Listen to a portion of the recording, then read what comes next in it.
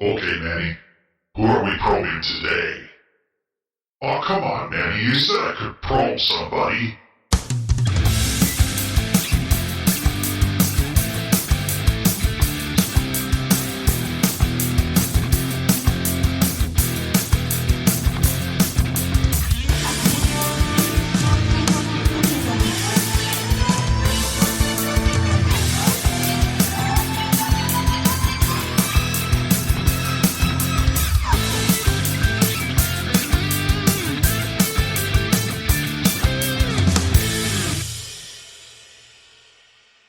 Welcome to UFO Buster Radio, UFO Report number 5. And for report number 5, we have one individual that's kind of dominating the space news and decided to take on the ET news as well. And you might have seen this already, but the guy's name is no one other Robert Bigelow. So 2 news articles to talk about regarding Robert, Mr. Bigelow, Captain Moneybags. The first one is that an experimental expandable habitat has been making its rounds in orbit connected to the ISS. This thing, it's called the Bigelow module, and it's already been in orbit for 1 year. The importance about this Bigelow module, number one, is that it's one of those it's an inflatable thing the size of a bedroom, even though when you look at the pictures, it's a pretty big bedroom. Must be a Bigelow-sized bedroom. But anyway, the thing's been in orbit because they're testing to see whether or not it can survive and whether it's going to be able to protect astronauts and be a viable form of expandability for the ISS or anything else just hanging out in low orbit. So some of the concerns they had with this expandable module was whether or not it can stand up to those micrometeorites. Because as we saw in the last UFO report, apparently these things travel at the speed of a bullet and can cause major damage. So apparently so far, this particular expandable module in the last year has actually survived any type of run-ins with these micrometeorites traveling at the speed of a bullet. And the astronauts on the ISS have visited the module 9 separate times.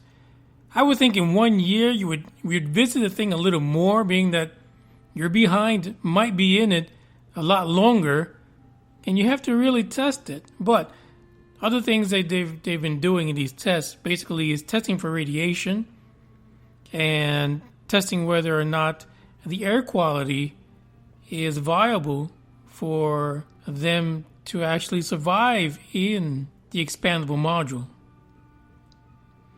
So far, hey, thumbs up, Bigelow crew.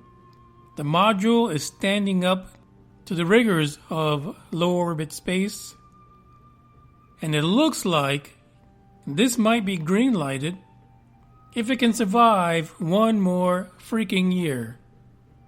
But the reason why Mr. Robert Bigelow is 4.2 far has to do a lot more with his statements to 60 Minutes.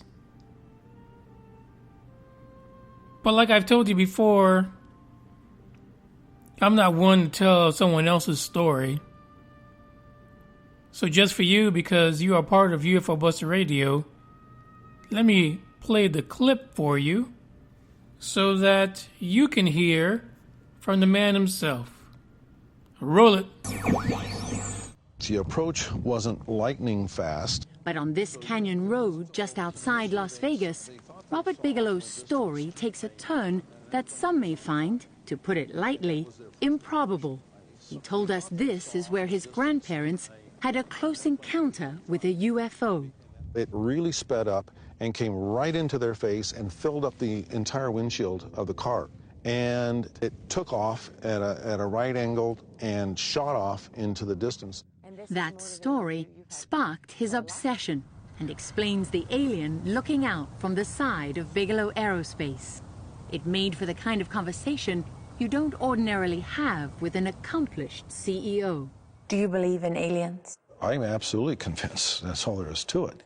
Do you also believe that UFOs have come to Earth? There has been and is an existing presence, an ET presence. And I spent millions and millions. I probably spent more as an individual than anybody else in the United States has ever spent on this subject. Is it risky for you to say, in public that you believe in UFOs and aliens? I don't care. You don't worry that some people will say, did you hear that guy? He sounds like he's crazy. I don't care. Why not? It's not going to make a difference. It's not going to change reality of what I know. Do you imagine that in our space travels we will encounter other forms of intelligent life? You don't have to go anywhere. You can find it here. Yeah. Where exactly? It's just like right under people's noses. Oh my gosh. Wow. The FAA confirmed to us that for years it referred reports of UFOs and other unexplained phenomena to a company Bigelow owns. He told us he's had his own close encounters, but declined to go into detail. Robert Bigelow's quirky, and he knows it. But when you have as much money as he does, no one, not even NASA, seems to care. All right, so there you heard it from the man himself, Mr. Moneybags, Robert Bigelow. He is spending tons of money in getting some research done and some real practical usage of Bigelow space when it comes to NASA. And basically in this interview he stated that he believes aliens are here on Earth already. Alright, so let's take a pause. Let's pump the brakes on this because the guy is a millionaire. NASA has no problem taking money or taking anything else that his company has to offer, even though he's saying in public he believes in aliens. As a matter of fact, the logo for Bigelow Space is what we would actually associate a gray alien with. You know, that teardrop head and the almond-shaped eyes. But what gets to me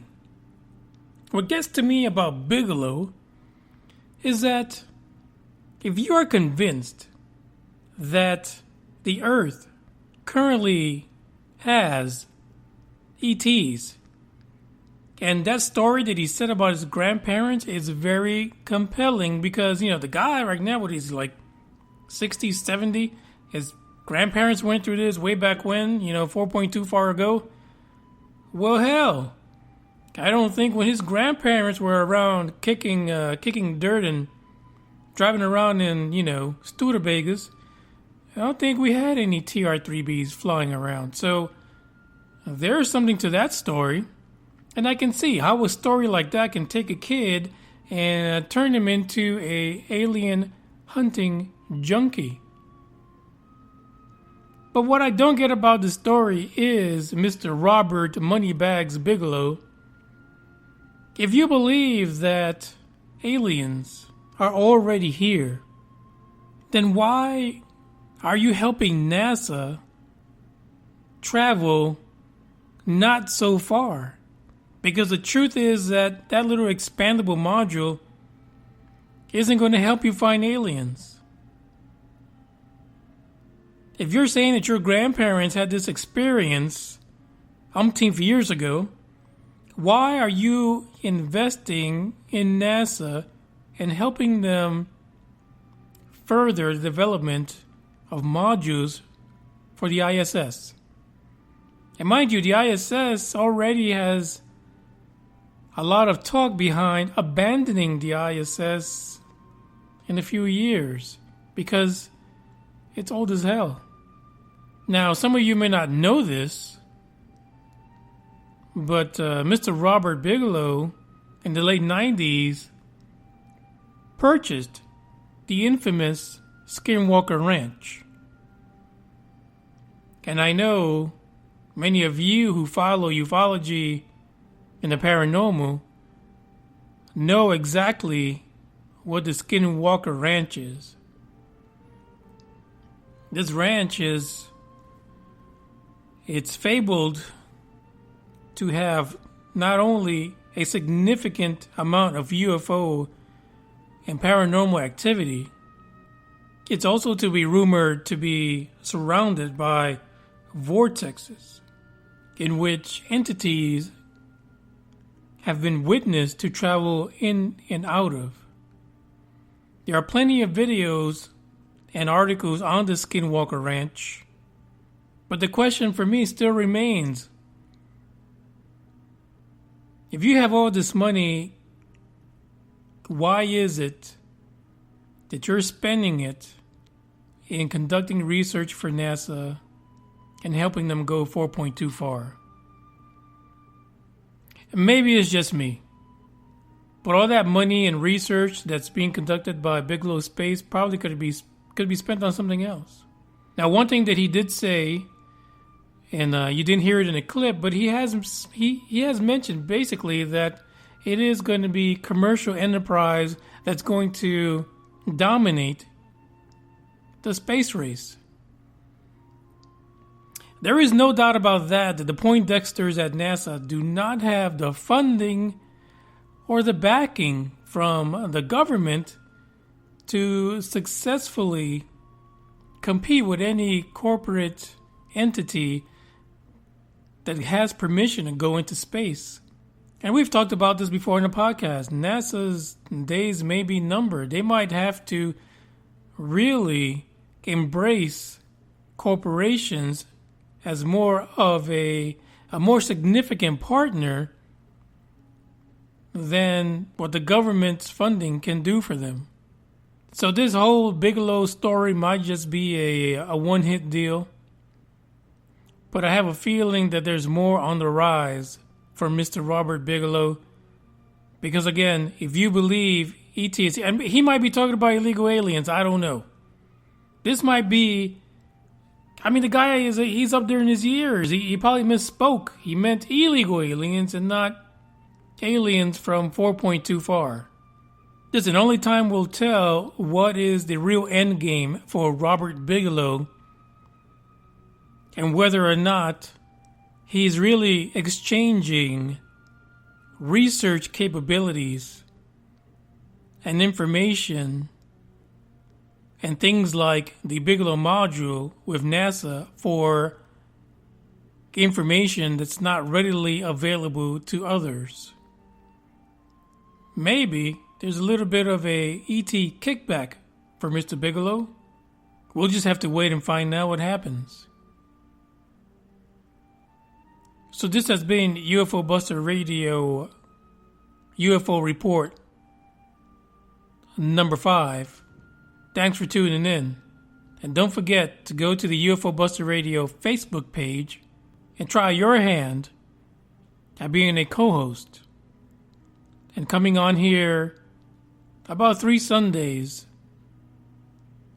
starting at the end of June into July, to discuss Stephen Greer's Unacknowledged. Because you and I, the silent majority in this topic, truly are unacknowledged. With that, sayonara.